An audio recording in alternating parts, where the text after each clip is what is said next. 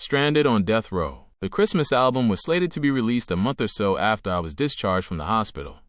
We finished all of the songs and made the release date. With Shug locked up, I knew that things were going to change, but I didn't know that they would change the way they did. Before Shug went to jail, he always made sure that I had plenty of money to do holiday shopping for my family. He always made sure that I was good when I went home to Chicago for Christmas. This year was vastly different. It was the beginning of Death Row Records' demise. Tupac was gone, Shug was locked up, Snoop had left the label, and all of the other artists seemed to be doing their own thing. The studio was beginning to feel like a desert. I was still there every day recording and hanging out because the studio was my element. I would be there at least 15 hours out of the day. With the transitions, it gradually became more difficult for me to gain access to the studio. I went from people calling me Mr. Knight to being treated like a stepchild. The people who took over had no respect for the previous structure. They were on their own stuff, and I was left to figure things out for myself. One morning, I woke up to go to one of Shug's court dates. When I got there, Norris, Shug's brother-in-law, said to me, "I need that chain before you leave today." I cursed his ass out and kept it moving. Shug had left the chain in my possession. I felt responsible for it. I didn't want to betray his trust by just handing it over.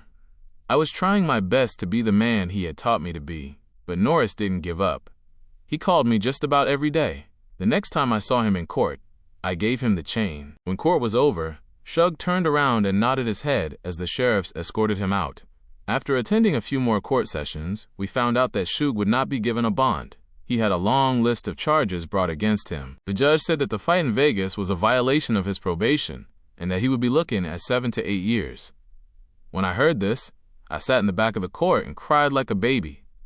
When the people back at the office found out about this, things went from bad to worse. They started giving me my $2,000 monthly salary late. I was supposed to be paid on the first of the month, but they would pay me in the middle of the month, if at all. Michelle was handling Shug's business. Before Shug went to jail, we were cool, but once he was locked up, she turned into a different person. In fact, I wouldn't be surprised if she was the reason Snoop left. She started cutting off our checks and not returning phone calls, just doing mean shit. She was getting paid $100,000 a month to run things, but I guess that wasn't enough for her. It was like she was trying to bring Death Row down, and I'm not sure if Shug had any idea what was happening. Her actions were extreme. She'd sign checks upside down so the bank wouldn't cash them. When I finally got through to her people, they told me that Michelle wanted to know if I had saved any money. She cared nothing about Shug's guardianship or my contract, which entitled me to a minimum of $2,000 per month. After my car caught a blowout, they started playing games about giving it back to me. To make matters worse, our utilities were turned off because I couldn't pay the bill. When I called the office to tell them about my situation, they told me that they would get around to it. I knew not to hold my breath.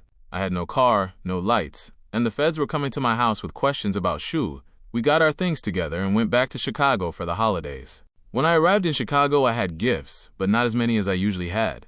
I had the little money Trina had helped me save, but I couldn't party like I usually did when I came home. I was in Chicago for about 2 weeks when I called my house in LA to check the voicemail. When I dialed the number, a girl answered the phone, so I hung up immediately because I thought I had dialed the wrong number. I picked up the phone and called again. This time, she said hello with an attitude. "I'm trying to call my voicemail and I keep getting you," I said. The voice on the other line was Stormy, Shug's baby mama. She had moved into my house. "The office didn't tell you?" she asked. I immediately hung up from her and called the office, but I couldn't reach anyone because the office was closed for the holidays. I ended up getting in contact with Shug's assistant. As soon as he answered the phone, I went off. Roy had no idea what I was talking about. "Let me try to get Norris on the phone. I'll call you back," he said. But I didn't hear back from anybody until I was on my way back home, around the first of the year. With Trina and Ashley back home in Chicago, I went back to LA to try to sort things out. As soon as I got there, I went to the office. I stayed there all day, into the evening. I ended up staying at my homie Young Buck's spot for a few weeks. When I went to Shug's shop to check on my car, I saw that it was in the work stall. When I tried to get it, they gave me the runaround about it. I never saw my car again after that day. I couldn't get through to Shug, and the people in the office were treating me like shit. I went off on them so much that they started sending me to voicemail. After many months of living with other people, being denied my car and housing, I started to believe that Shug was mad at me, but I hadn't done anything to warrant his silence. Whenever anyone had any words about him, I always defended him. He had taken care of me. Even when I was broke and hungry, I remained loyal. We were so close that a lot of people had a problem with it. As his son, I had a front row seat to everything. Now that they had some power, they did everything they could to keep me away from him. I knew that someone had said something that was off. When I would see Michelle, she would be so rude to me for no reason. When she was on the bottle and drunk, I used to help Shug get her out of the car and into the bed, but I guess those times didn't matter. She was a woman in power, and she didn't care who she ran over to maintain it. I didn't know what move I was going to make. My grandmother was worried. She would tell me to come back home. With my money getting low and the pressure of everything else weighing heavy on me, I did just that. Going back to the Chi was one of the most difficult decisions I had to make. As soon as I got there, everybody wanted to know what was going on. They wanted to know why I wasn't in Cali anymore. I wasn't partying at all. I was trying to save every piece of change I had. I would spend some time talking to Pac's mother, Afeni, and she would tell me that things would get better. She said that she was having some challenges getting Pac's estate in order. Casey, Jojo, and Darius were some of the few people who treated me the same. Darius even fed me on a few occasions. He was still family. But Ray J and some of my other Hollywood friends stopped answering my calls. Moments like this were the very reason we formed committee. Now he was acting as if he didn't know me. After I left LA, I heard that he was going around telling people that I was in Chicago, strung out on drugs. That couldn't have been further from the truth. You really find out who's got your back when you really need them. When Deathrow was on top, everybody was my friend. Ray J wasn't even old enough to drive yet. I would talk to his mom, and she would let him ride out with us. We partied, traveled, and supported each other's careers. But when I moved back to Chicago, Ray J kicked me out of the group and changed the name to Knockout. As tight as we were, no one had my back when I was down and out. At one point, I couldn't get family away from me, but when things got bad, everybody kept their distance. I guess they were scared that I was going to need some help. All of the people that I had helped when I had money were nowhere to be found. Some of my friends went from laughing with me to laughing at me. Once I finally talked to Shug on the phone, he said, "Danny boy, you grown now. You should know what to do." Clearly I didn't, because nothing got better. I was still at home in Chicago on the verge of having nothing. My bank account was running low, and I was sleeping on couches all over the city. I knew that I was wearing out my welcome at some of those places. All of the things that I was used to were no more. The money, friends, and the good times were all gone. I was slowly falling apart at the seams. To make matters worse, the love of my life was falling out of love with me. For a minute, I felt like giving everything up, but I did everything I could to keep moving forward.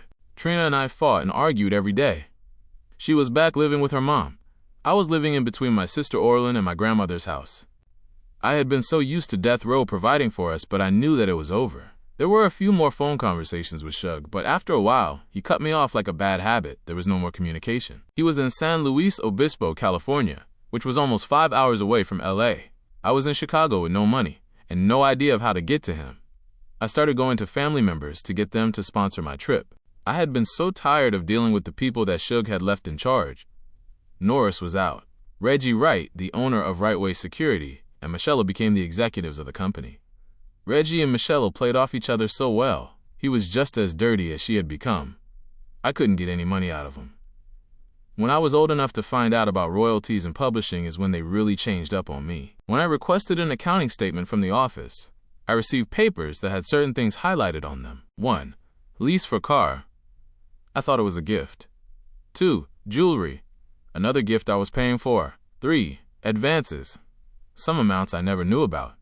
4. Money Shug sent for my mother's funeral. Who charges someone for bereavement gifts? After number 4, I knew that my loyalty for Deathrow was over. Obviously, I wasn't dealing with people of compassion, empathy, or morals. I couldn't get anything out of them. I knew that Shug didn't know about everything that they were doing at the office, but he did know that they weren't giving me anything. And he knew that I was hungry and had no place to stay. When I found out where they were holding Shug, I started writing him letters. I filled up an entire notepad and sent it to him.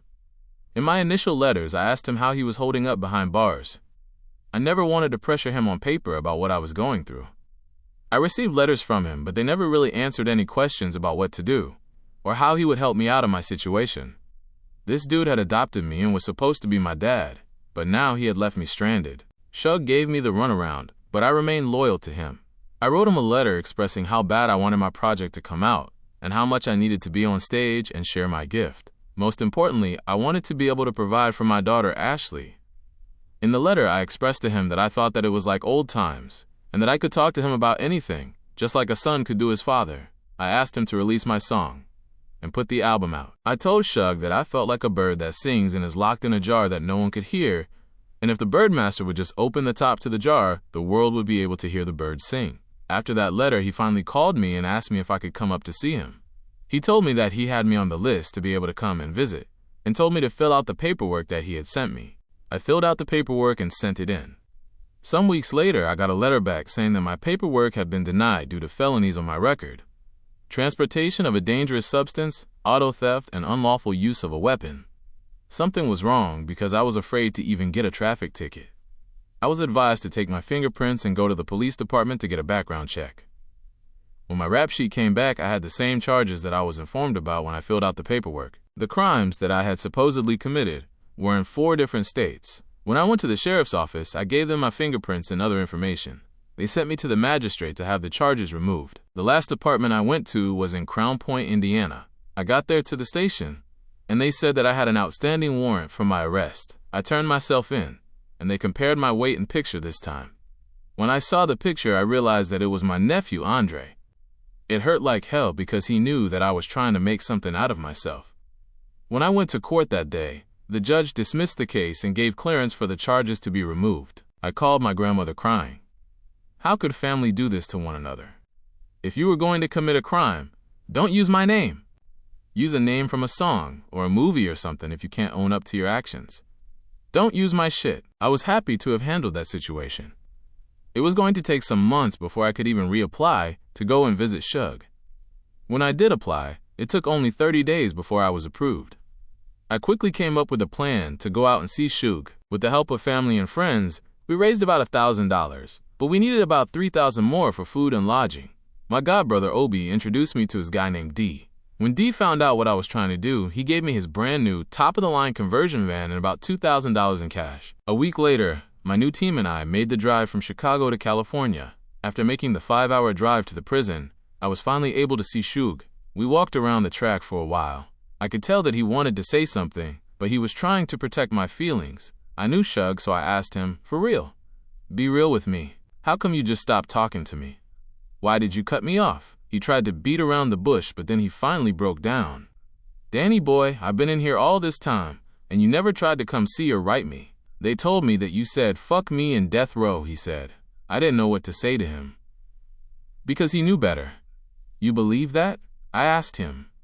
He knew that I was loyal, but I guess this was just the beginning of him losing who he was. Reggie Wright, and all of the others that were stealing and trying to live like Shug while he was locked up, were there too. When we got back to where they were, I went off on all of them about the shit they had been talking.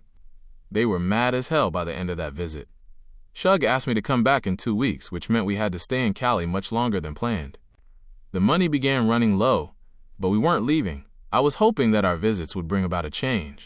Doug, my security, had left me for public announcement, and a week later my cousin, whom I had never gotten into it with before, were arguing so bad that I called her a bitch. She hopped on the plane the next morning and left us there. That left Craig, Marcus, and I. We had very little money, and after a 2-month stay in California, we headed back home.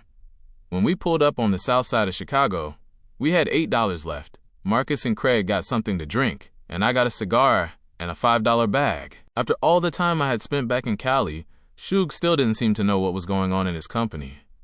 I knew that it was time for me to let go of the past. I would have to make it work on my own.